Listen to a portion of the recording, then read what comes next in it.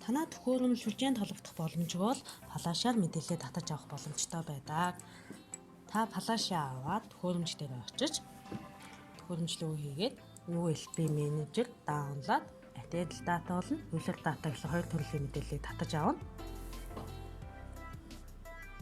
Одоо програм руугаа очоод флашаа холбоод өгдөл USB дийлэг удирдах өөртөө үйлчлэх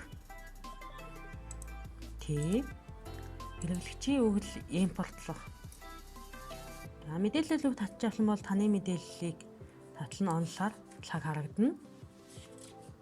Одоо та хэрэглэгчийн өгдөл импортлох товчийг дараад ингээд ажилчдынхаа мэдээллийг татаж авч авнаа.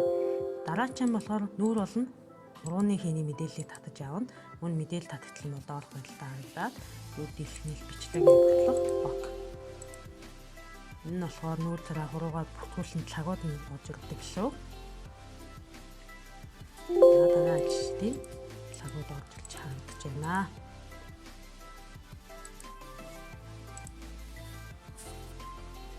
Ингээд энэ бүх үйлсийг хийсний дараа таны програм руу мэдээллүүд маань бүрэн хуулагдсан байгаа.